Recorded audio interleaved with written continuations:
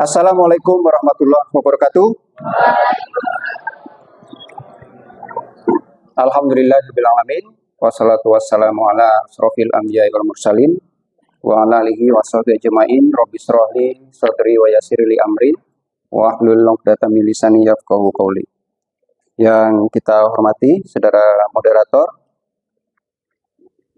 atas kesempatan yang diberikan kepada saya untuk kembali bertemu dengan Bapak Ibu, rekan-rekan peserta PKPA gelombang 20, kerjasama DPN Pradi dan Fakultas Hukum Universitas Andalas. Alhamdulillah kita bersyukur pada Allah Subhanahu wa taala pada sore hari ini di penghujung kesempatan di sesi terakhir minggu ketiga ya. Keempat atau ketiga? Ketiga. Kembali kita melanjutkan pembahasan materi kita yang sepertinya menjawab keinginan Pak Junaidi dan kawan-kawan. Minggu lalu meminta format surat gugatan ya Pak ya. Saya menjawab yaitu nanti narasumber berikutnya. Rupanya setelah itu dihubungi oleh panitia. Saya yang diminta. Jadi bukan karena permintaan Pak Junaidi saya tampil di sini, tapi memang panitianya yang minta. Terus saya tanya, enggak apa-apa ini 2 kali. Biasanya kalau wirid-wirid itu kalau sampai 2 kali nggak mau tuh ustadznya, bosan nanti jamaah. Tapi kata panitia, mudah-mudahan enggak. Bosan nggak Bapak Ibu? Terima kasih. Baik Bapak Ibu, rekan-rekan sekalian, sebelum materi yang sudah saya siapkan ini kita bahas, ada bagian yang ini perlu di renvoy. Kalau dalam bahasa prakteknya itu di renvoy atau dikoreksi ya Bapak Ibu. Di slide yang ke berapa ya? Sebelum kita bahas ya, 1, 2, 3.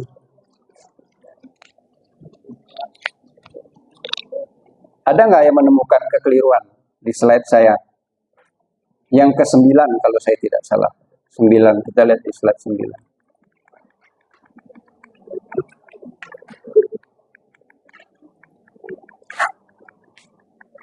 Nah, ini. Itu di kotak kedua, Pak, yang di bawah kotak kedua. Keterangannya itu sama dengan kotak sebelah kiri. Ya. Itu keliru. Jadi isi di kotak kedua di bawah tuntutan atau petitum itu adalah permintaan. Ya, permintaan dari penggugat dalam surat gugatan kepada pengadilan tentang apa yang diinginkan.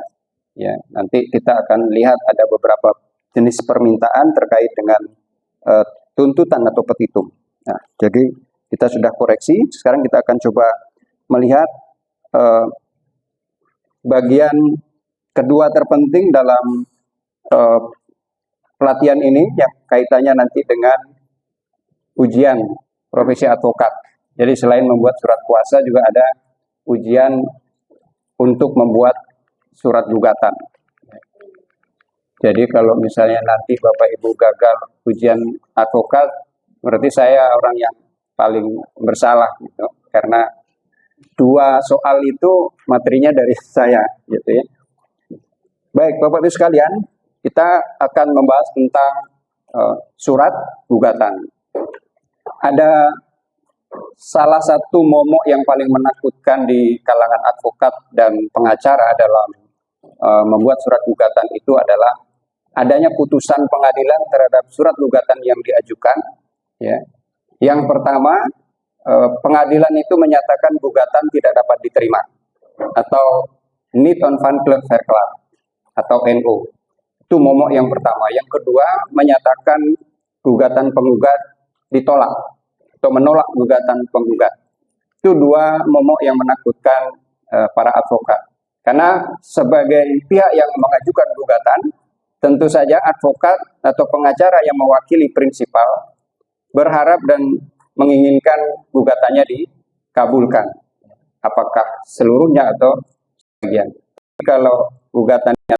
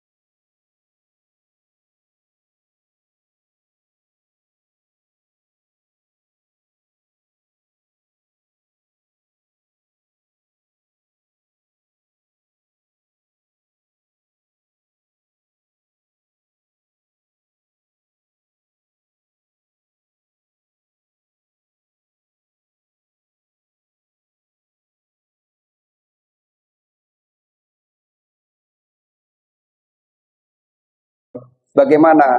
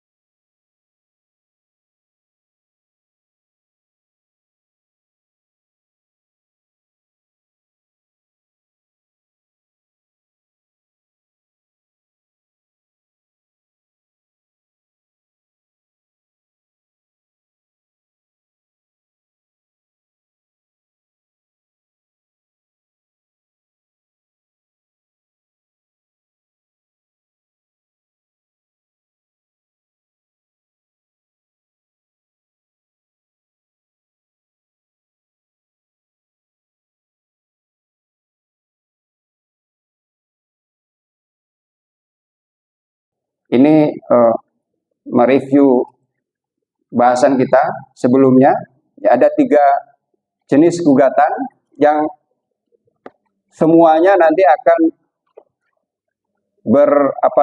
bersandar pada format yang sama, apapun jenis gugatannya. Baik gugatan yang dibuat dari segi substansi, ada gugatan awal, kemudian ada gugatan verzet, gugatan der den verzet, format surat gugatannya itu sama. Begitu juga dengan jenis gugatan dari segi pembuktian. Ada gugatan biasa, ada gugatan sederhana. Hanya nanti formalitas, cara memformulasikannya yang mungkin agak berbeda dari jenis-jenis gugatan itu. Ya. Kalau formatnya sama, harus ada identitas para pihak. Kemudian yang kedua ada positanya atau fundamentum petendi, alasan-alasan atau dalil-dalil gugatan. Kemudian yang ketiga ada petitum atau tuntutan. Itu semuanya sama untuk ketiga jenis gugatan ini. Tapi bagaimana substansinya nanti ditentukan oleh jenis-jenis gugatan, baik dari segi substansi, segi pembuktian maupun dari segi pihak yang mengajukan. Ya. Ini saya kira masih ingat Bapak Ibu sekalian, rekan-rekan sekalian, pembagian jenis gugatan ini. Jadi kita bisa lewatkan. Hanya satu saja yang saya ingin kaitkan. Ini ada gugatan citizen lawsuit ya, dari sisi pihak yang mengajukan gugatan. Ini sekarang sedang jalan prosesnya di Pengadilan Negeri Surakarta terkait dengan ijazah. Masih ijazah juga. Tapi dia menggunakan mekanisme citizen lawsuit. Nah, diajukan ke pengadilan negeri. Itu bisa jadi bahan belajar kita juga. Apakah tepat menggunakan mekanisme citizen lawsuit? Kalau yang digugat itu ijazah. Dan yang menjadi tergugat adalah universitas. Nah, sayangnya sampai hari ini belum ada yang mengajukan ke pengadilan TUN untuk menguji keabsahan ijazah itu. Ya. Kenapa tidak ditempuh? Mungkin kalau ditempuh nanti selesai. Masalahnya selesai. Tapi kalau nggak ke PT UN kan cerita itu terus ada. Gitu. Polemik terus berkembang. Ya. TV-TV terus menyiarkan. Ya. Pihak-pihak yang berseteru akan selalu diundang untuk tampil di televisi. Kita saja yang terbengong-bengong. Gitu. Nah, ya. Dan saya kira mungkin itu disengaja, tidak mengajukan ke PT UN. Tapi selamanya kalau tidak ke PT UN, menurut saya tidak akan menyelesaikan polemik itu. Ya. Nah, itu ada di konten saya. Panjang itu, Bapak Ibu. Nanti boleh dicek. Setelah ini ya, jangan sekarang. Kita masih membahas tentang surat gugatan. Ya. Baik, ini mengenai jenis gugatan, kita lewatkan. Baik yang berkaitan dengan substansi, ini sudah kita sampaikan. Ini hanya untuk mengaitkan dengan bahwa surat gugatan yang akan kita buat itu, ya, formatnya apapun jenis gugatannya itu tidak ada perbedaan, ya,